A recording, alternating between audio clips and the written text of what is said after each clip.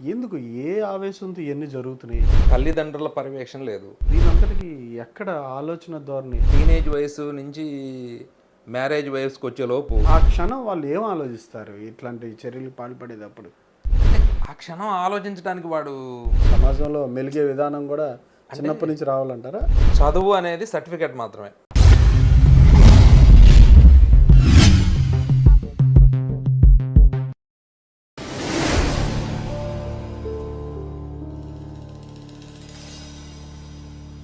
Welcome to ET digital media group.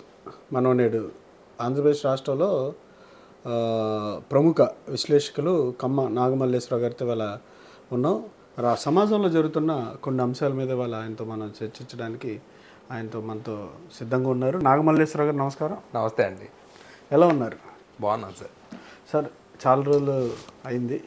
ఇవాళ మళ్ళీ మనం కొన్ని విషయాల మీద సమగ్రంగా చర్చించడానికి కలిసాం. సమాజంలో ఇవాళ తీరుతెన్నులు చూస్తూ ఉంటే రోడ్డు మీద మర్డర్లు, చిన్నపిల్లల మీద అత్యాచారాలు, ఇట్లాంటివన్నీ చూస్తున్నారు కదా. ఎందుకు ఏ ఆవేశంతో ఇవన్నీ జరుగుతున్నాయి? ఎట్లా దీనంతటి కారణం ఏంటి అంటారు? అంటే ఇప్పుడున్న సిచ్యువేషన్ ఏంటంటే అండి, సోషల్ మీడియా ప్రభావం అనేది చాలా తీవ్రంగా ఉంది ప్రతి ఒక్క పర్సన్ మీద. దానికి ఇంకొక కారణం ఏంటంటే తల్లిదండ్రుల పర్యవేక్షణ లేదు. తల్లికి ఫోను, తండ్రికి ఫోను, వాళ్ళ ఫోన్లో మునిగిపోతున్నారు. ఇంకా పిల్లల మీద వాళ్ళ పర్యవేక్షణ ఏముందండి? ఏమీ లేదు. కాబట్టి పిల్లలు జనరల్గా ఈ సోషల్ మీడియాలో జరిగే వాటిని అనుకరిస్తారు. సోషల్ మీడియా ప్రభావం ఉందంటారా? ఖచ్చితంగా అండి, 100% సోషల్ మీడియా ప్రభావంతో పాటు తల్లిదండ్రుల పర్యవేక్షణ పూర్తిగా లేకపోవడం. 100% అందరూ బిజీ అయిపోయారు. బిజీ కావడానికి ఫోనే కారణం.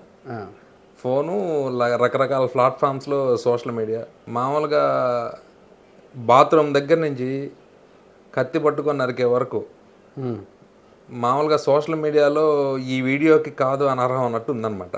అంతేనా? సమాజం 100%. సోషల్ మీడియా ప్రభావం ఉన్నా సరే నడి రోడ్ల మీద నరుకోవడం, చంపుకోవడం, చిన్న చిన్న పిల్లల్ని, ఆడపిల్లల్ని అత్యాచారం అని చేయడం, ఇవన్నీ ఇంతకుముందు ఇంతగా లేవు సమాజంలో. దీని అంతటికి ఎక్కడ ఆలోచన ధోరణి? తల్లిదండ్రుల్లోనా, లేకపోతే వాళ్ళ చుట్టూ ఉన్న సర్కిలా, ఎక్కడ పెరిగే ప్లేసెస్ ఏమంటారు? అంటే ఖచ్చితంగా మన చుట్టూ ఉండాల పరిస్థితులు మన మీద పడతాయి కదండి. 100%. ఇప్పుడు 17 సంవత్సరాల వయసు నుంచి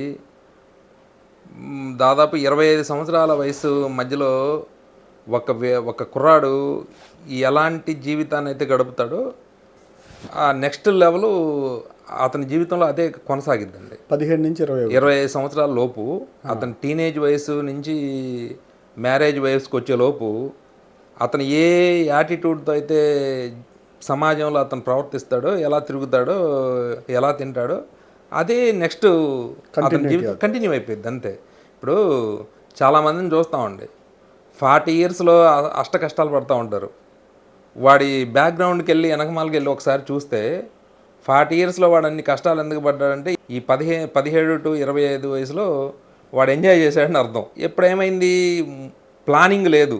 ప్లానింగ్ చేసుకునే టైం వచ్చేసరికి పెళ్ళయింది, పిల్లలు పుట్టారు. ఆ పిల్లలు సర్టన్ ఒక ఏజ్, ఒక 6-7 ఇయర్స్ వచ్చేదాకా వాళ్ళని చాలా జాగ్రత్త కాపాడారు.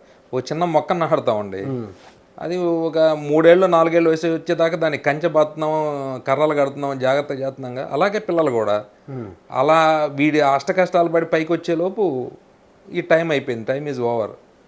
ఇక దానికోసం డబ్బు ఏం చేసిద్దండి? ఎవరినైనా నాశనం చేసి డబ్బు. మీకు తెలియదు ఏముంది? ఇప్పుడు సమాజంలో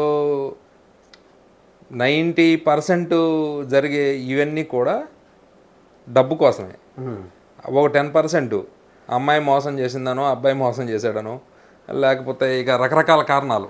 ఈ రకరకాల కారణాల మీద 10% ఆధారపడి 90% మనీ దీని మీద జరుగుతుంది. మెయిన్ దాని మీద ఇదంతా కూడా అంటే ఇంత ఆగ్రహావేశాలు కావచ్చా? అంటే ఆ క్షణం వాళ్ళు ఏం ఆలోచిస్తారు ఇట్లాంటి చర్యలు పాల్పడేటప్పుడు? అంటే ఆ క్షణం ఆలోచించడానికి వాడు మామూలుగా ఉండడు కదా సార్. ఆ రేంజ్లో ఉండేవాడు ఏం చేస్తాడు? గంజాయో లేకపోతే మందు తాగుతాడు. ఇప్పుడు అంతా కూడా ఆ మందు కూడా అంతా కల్తీ మందు. గంజాయి తాగుతాడు. వాడికి ఏముంది, ఏం లేదు కదా. ఇప్పుడు మన అరికట్టే పరిస్థితులు అయితే సమాజంలో కనపడతలేదు. అంటే పోలీసులు అనటం కూడా తప్పండి వ్యవస్థలో. ఇప్పుడు వాళ్ళు ఏం చేస్తారు, ఇప్పుడు ఎక్కడో జరిగే వాటికి ప్రతిదాన్ని వాళ్ళు బాధ్యతలు చేయలేం కదా. ఇప్పుడు కొంతవరకు మాత్రమే వాళ్ళు కంట్రోల్ చేస్తారు. లోపల జరిగే వాటిని చేయలేంగా. వాడు ఇప్పుడు ఎవడెక్కడ పోసుకుంటాడో వాడికి తెలియదు కదా, ఎలా తెలిసిద్ది? అంటే మన భారతదేశంలో కావచ్చు, మన స్టేట్స్కి వద్దాం కాసేపు. ఆడపిల్లలకు సంబంధించి సంరక్షణకు సంబంధించి ఇప్పుడు 70 సంవత్సరాలు అయిపోయింది స్వతంత్రం వచ్చి. గాంధీ గారు ఎప్పుడో అన్నారు, ఆడపిల్ల అర్ధరాత్రి స్వతంత్రంగా తిరిగిన రోజే మనకి నిజమైన స్వాతంత్రం అని. అంటే అట్లాంటిది లేదు కదా. ఇవాళకి చిన్న పిల్లల విషయంలో కూడా చాలా ఇష్యూస్ రేజ్ అవుతా ఉన్నాయి. అంటే ఇంత కామాంధులుగా ఎందుకు తయారవుతున్నారు? ఇప్పుడు జరిగే సిచ్యువేషన్స్ అన్నీ కూడా ఒక వ్యక్తి తన పరిస్థితిని దాటి ఒక చిన్నపిల్లల మీదకి వెళ్ళాడు అంటే వాడి హెల్త్ కండిషను, లేదంటే వాడు తీసుకునే పదార్థాల కండిషను అలా ఉందని అర్థం అనమాట. ఇప్పుడు వాడు ఏ మొత్తం పదార్థాలు తీసుకుంటాడు, తీసుకున్న తర్వాత దీంట్లో ఆ ఉద్రేకంలో ఎవరిని ఏం చేస్తున్నాడు ఏంటి అనేది అక్కడ చిన్నపిల్ల కావచ్చు, లేదంటే 90 ఏళ్ల ముసలమ్మ కావచ్చు. ఇప్పుడు మా ఏరియాలో లాస్ట్ 6 months 7 months బ్యాక్ ఒక 20 ఏళ్ళ వాడు ఒక 65-70 ఏళ్ళ ముసలామని రేప్ అటెంప్ట్ చేశాడు అనమాట. అవి తీసుకెళ్ళి కంపల్లో లాక్కెళ్ళిపోయాడు. వాడేంద్రా అంటే వాడు గంజాయి తాగుతున్నాడు. గంజాయి తాగేవాడికి ఏముంటుందండి, అక్కడ చిన్న పెద్ద లేదు. అక్కడ వాడికి ఇది ఫీల్ అయినప్పుడు అక్కడ 22 ఏళ్ళ పిల్ల ఉండొచ్చు, 70 ఏళ్ళ ఇది ఉండొచ్చు. ఇదంతా కారణం అక్కడి నుంచే మొదలవుతుంది.